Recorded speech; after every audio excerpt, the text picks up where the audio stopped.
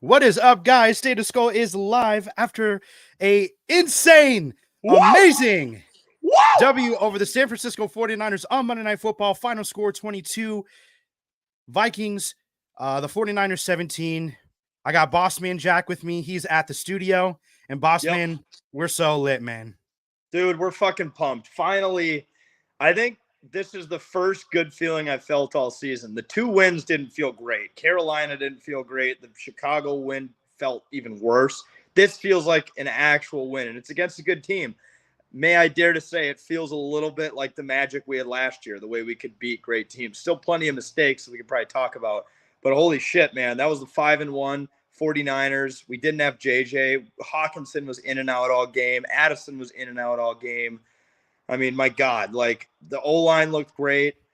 I mean, all the wide receivers stepped up. Powell was insane.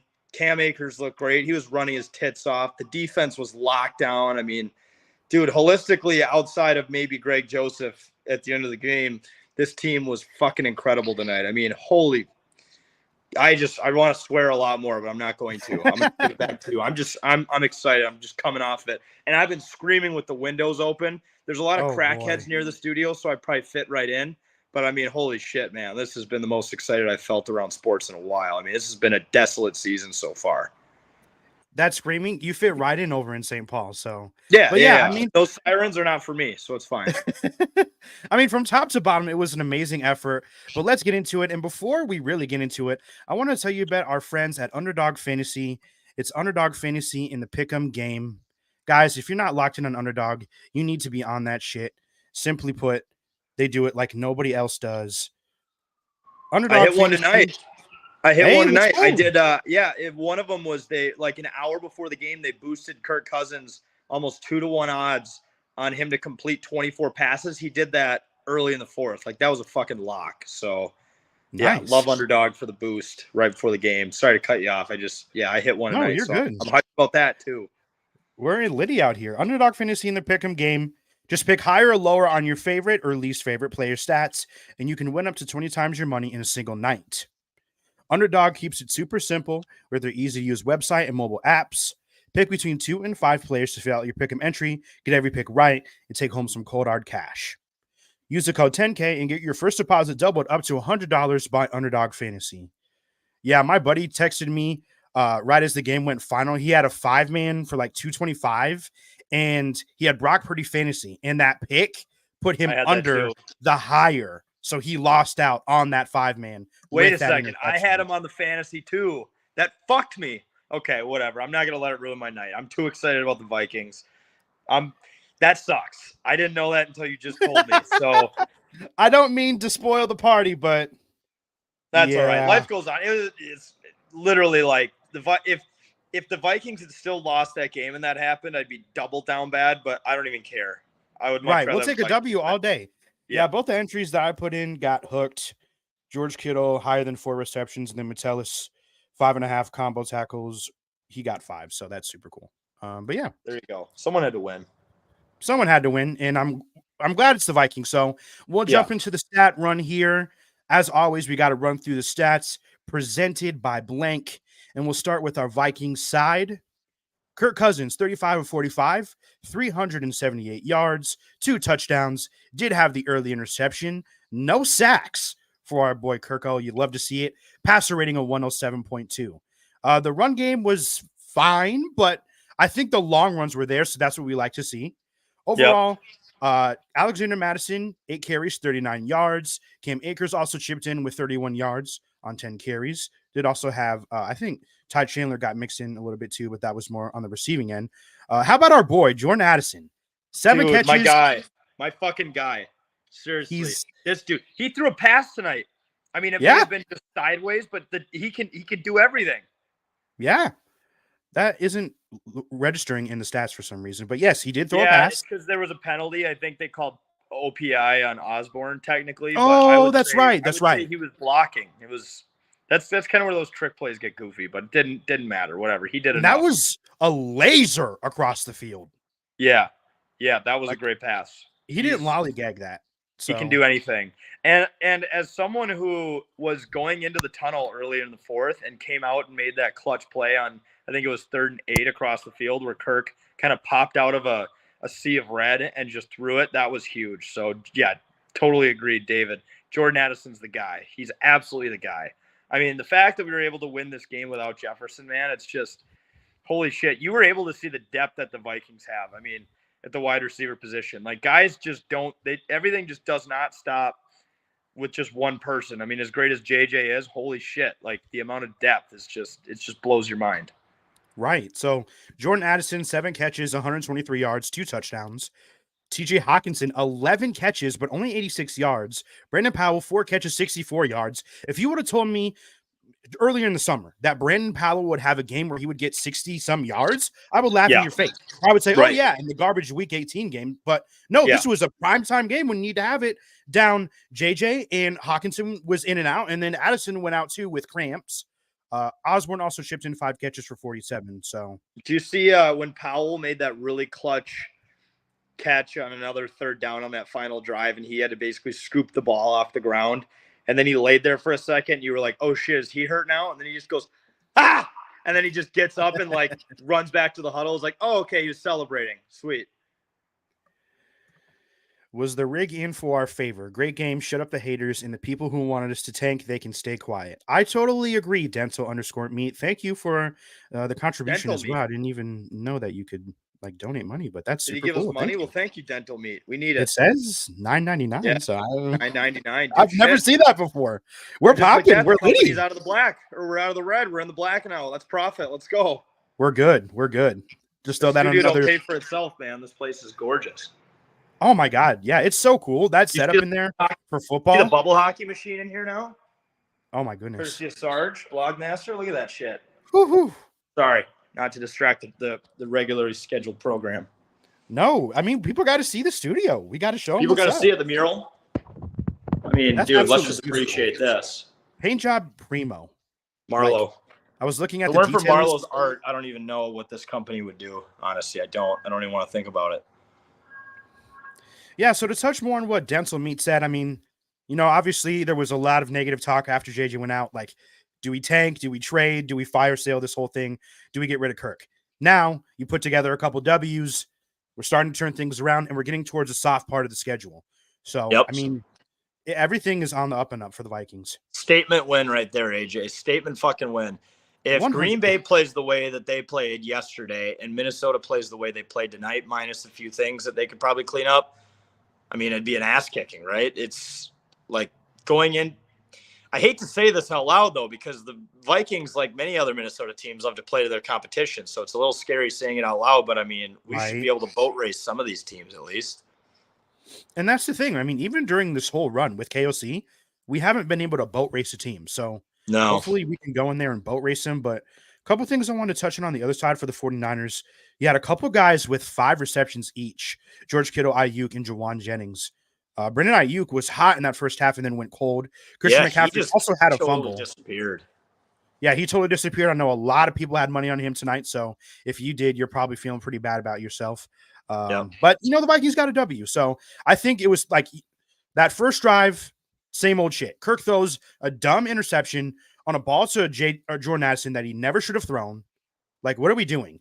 And then we go back down, and McCaffrey coughs it up. We fold him in half. Here he gets that big old fist in there and knocks out that ball. So, I mean, I tweeted right after that happened, and I was like, oh, like Christian McCaffrey fumbled on the goal line. Been there, done that. It's the meme of James Franco where he's got the noose around his neck, and he's like, first time, like being hanged. You know, I was like, Vikings fans have been dealing with this the entire year. So fumbling a ball, been there, done that. I don't feel bad whatsoever.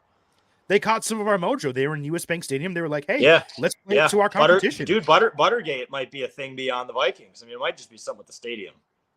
My boy Dave It's funny. I did catch this comment. Troy Aikman during the game, I almost should have clipped it, said that Kirk's a top 10 QB. And I would say it's time to have the conversation after the way he played today. I mean, I'm pretty sure also that O-line, man, the Dalton Reisner effect was alive and well today. And then I think did they have Brian O'Neill? I'm not great with linemen. Did they have Brian O'Neill on Nick Bosa, because he was like invisible? You didn't see him the entire game. I don't think Kirk took a single sack.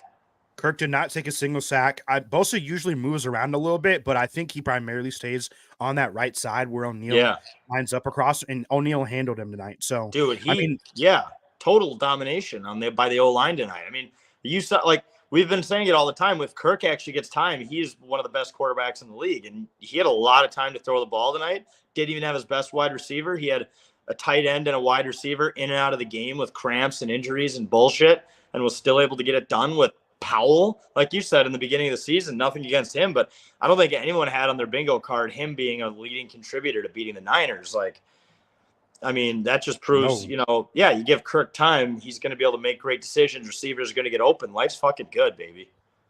Yeah, the offensive line, I think as a whole, played really well tonight. I know everyone, they've been willing to bash Ed Ingram.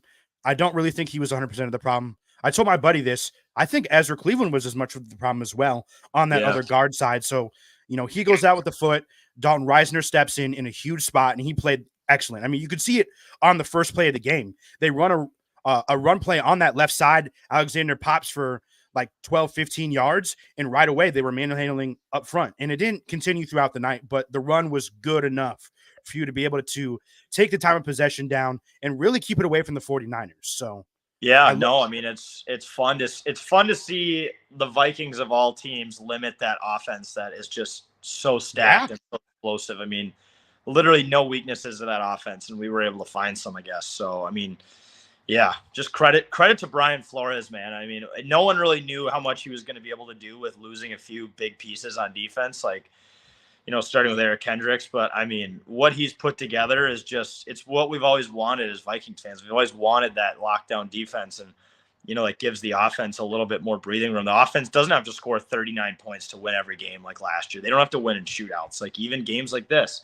the offense could have done way more in the red zone, and they were still able to win because the defense showed up and did their job with 2 interceptions too, on a guy who, I don't know if I think Purdy's thrown maybe 1 or 2 interceptions all year. So not very many like that. I mean, you look up the stats, it might be more, but I feel like he's only thrown 1 or 2 picks all year. So and you don't see him do it often. No, and the thing was, coming into tonight was like, he had a bad game last week, so it was like, okay, how is he going to turn this thing around? And he looked fine, but he didn't look great. Yeah, so he only had 1 interception, and that was last week. So we just doubled what he had going into the game. That's nuts. The Vikings defense too, and I know we've been giving everyone credit. Got to give credit to the guys up front on the defense, like the pressure that Hunter is able to put on the quarterbacks week after week. Him and he's so good. Who's the other guy I'm thinking of? Wanham. Wanham. Yeah, those two in your face, terrifying. Did you see? I think it was Hunter in the third quarter. So the play clock was running down to 0, and it had already hit 0, and Hunter knew it, and he just shoved the center, just shoved him on his back. It was either him. I don't remember actually who on the D-line did it. It's the funniest shit. Zuch and I were laughing our asses off. But man, what a great time. I didn't catch that part because I was in and out. I had some stomach problems, so I had to go to the store and get myself some things to do with that. Yeah, listening to the call, like, I hadn't really gone out. Like, I usually stay at home during Vikings games, but PA on the call, elite. Like, oh, dude, I bet. Whew. And I heard he was just absolutely rattled on that second time we were in the red zone and couldn't score a touchdown. I totally get it, but I love that he shows that kind of passion. That's why he's my guy. Vikings walked out with a massive boombox pregame. That's when we should have known they would win. Yeah, that's a good point, because remember when the Niners did that? That was last year, right? Or 2 years ago? Yeah, I think that was their bit last year. Yeah, they would walk out to what song is it by it's like Kodak Black or something. Gremlin, Super Gremlin. Yeah, I couldn't even tell you. Yeah, Super Gremlin. You know it better than me, boss man. Wow. I'm not a big rap guy, but I do remember that video was cold as shit. But it's funny because Jimmy G is clearly like the whitest dude in that group, and he was like leading it. You could tell he was kind of uncomfortable. So it was, maybe not Jimmy G's first choice of music, but yeah, still a hilarious clip. Right. My boy Cody says, impressive to see the Vikes go blow for blow with the physical defense. They were taking some big hits, and Kirk just kept on firing. O'Connell called a great game. And that's something that I had brought up earlier in the year, sometimes KOC, even last year, his play calling was goofy. Tonight, it was pretty much perfect. Like, Yeah, they were doing things in rhythm. Outside of punting late in the fourth, that was if we lost the game, I would have blamed it on that. The fact that I think it was 4th and 4. We were on the 49ers 40-yard line and we punted it with 6 or 7 minutes left. That kind of drove me nuts. But yeah, I mean, you're not going to ask for a perfect game, It's more about the momentum shift. Like, if you go for it and you don't get it, then they're feeling good Right. and they can march right down and swing. So I don't mind that at all, really. Honestly, it's better than missing a field goal and giving it to them on the same spot with only down 5 or whatever it was, the final score. We've seen that story so many times, boss man, where something like that happens and then they go right down the field and everyone knew it. I mean, my buddy was as soon as he missed it, oh, we're going to lose. And you guys can blame Zuch and I, because Zuch and I were both riding Greg Joseph's dick during the entire pregame, just talking about it. We're like, who's been a solid player this year? Greg Joseph. Every time we've needed to count on him, he showed up. Of course, today was the day that he was going to have an off day when it really mattered the most. But that's just Vikings fandom in a nutshell right there. The one guy you're going to talk up and say has had a flawless year, just when it matters the most, misses it was a long kick though, wasn't it? 55 yards, or was it 50 yards? I think it was 50. I think it was 50. Okay. But so at least it wasn't like a Blair Walsh chip shot, but still that would have sealed it.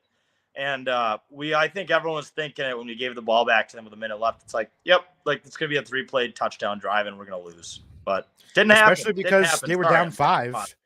Yeah. Especially because they were down 5. They could just march right down and get it done. Yep. But we came. Don't even have to worry about the point, but it didn't happen, AJ. It didn't happen.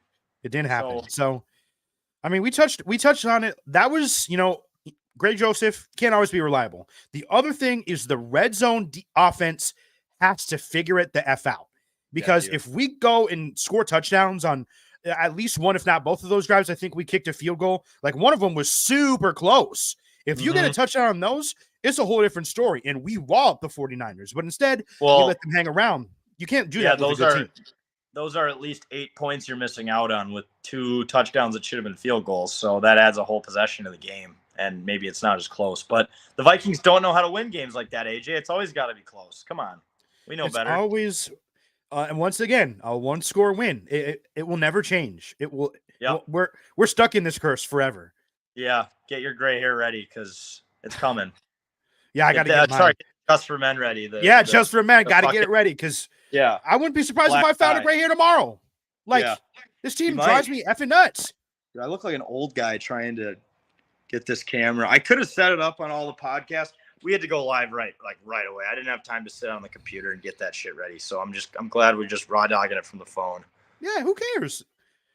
The people respect your grind. They respect, what you do for this company, what you do for this 10K organization. I watched the Vikings game and posted content today. I'm the hardest working man in America, AJ. Someone has to feed this country.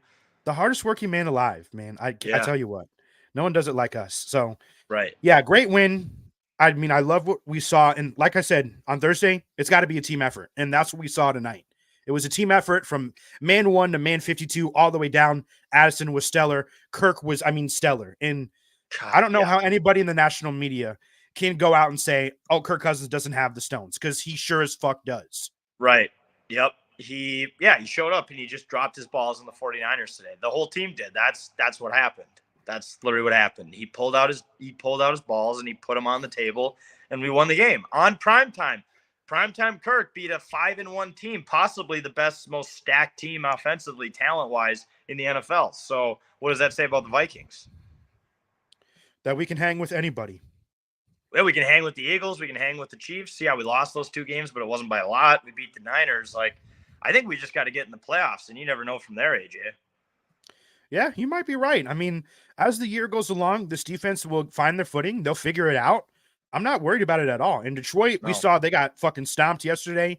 Yeah, the division is still right for the taking. We did that. We did that a few times last year, where you think you're unstoppable, and then you lose by 40. Been there, done that. We know that's beatable in the first round by the fucking Giants. So that doesn't make me feel any less confident that the North is still up for grabs. You never know. I mean, we've got a bunch of time to catch up to them. As tonight goes, we're only down 2 games in the division, and we still got to see them 2 times in December and January. So I'm not tripping at all. I mean, this team, we're going to figure it out. We've got 2 soft games, a big game at Lambeau coming up next week. We will be there. I'm so excited. What's your excitement level? It's going to be a movie. It's at a 10 now. I'd say if we lost tonight, it'd be about a 7 or an 8 going into it, to be truthful. But Lambeau's a fun spot if you're a Vikings fan or a Packers fan. If you've ever been there, I think anyone can have fun there. And it's a classic rivalry, right? Green Bay, Minnesota. It's going to be about 75-25, maybe even 66-33 in terms of purple and green. There'll be a lot of Vikings fans there, I can tell you that. And I'm about 99% sure that Jake's going to be dressed up as Kirk Cousins, so we'll probably get assaulted by some Packer fans. But it's going to be a good time. It's going to be a great time. Are Packer fans that mean? I don't really want to get in any fights. No. Dude, believe it or not, scumbag like Eagles fans say this, and it's true. The Packer fans at the games in Green Bay are actually pretty cool people. Like, they're pretty nice, the home fans. It's the road fans that you got to watch out for. It's the ones that live in the Twin Cities that you got to watch out for. I know some. They're nice, but some of their nastiest fans are the ones from other places. At least from what I remember. That was 2019, but interesting. Oh, maybe it's changed. That checks out. I mean, you got to be a hell of a type of person to go on the road and support your favorite team. So, they probably we did in Buffalo last year, man. It's an experience. Whew. It's fun. Yeah, I remember when I went to Arizona, everyone there was super cool and super nice to me. I didn't get like one negative rip, even though that was the most devastating loss ever that we took. Think about it. Like, have you ever been a home fan? I'm not saying we represent the average fan, but have you ever been at a home game and you see someone who likes the other team and you just start berating them? Like, I've never done that. So not unless they ask for it, unless they're the ones. Yeah, unless if they ask for it, and even then, I'll just like make like a little joke out loud, more so that the people with me can just hear keep and laugh. walking, right? So I mean, it is I don't know, insane that there are stadiums out there like Philly where like a majority of fans are going to do that. It's nuts. Like every game in Philly or LA or wherever, anywhere problematic, you can run into a video of people getting into a freaking brawl out in the concourse. It's just, I mean, that ain't us. So I'm super excited for that. Yeah, Soldier Field too. Those fans like to assault each other, not us.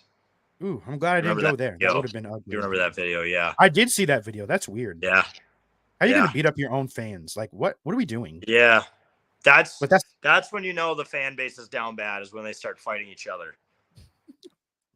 I totally agree. Well, we're going to put a wrap on this show. It was an amazing victory. Wire to wire pretty much felt pretty good. Got a little bit queasy there at the end, but Cam Bynum comes up with 2 picks and a worm. So we're feeling good. We're heading into Lambeau, and we're feeling great. I mean, we got everything out of this game that we could have asked for. A great effort. Kirk playing well, defense playing well, and we get the W. So we're looking forward to next week. Yep. Short week. So let's rock and roll. Short week, we got to rock and roll, but it's not a far trip. So from AJ at State of Skol, boss man, thank you for joining me, man. We appreciate you. We'll see you later, guys. Get on the way to Lambeau.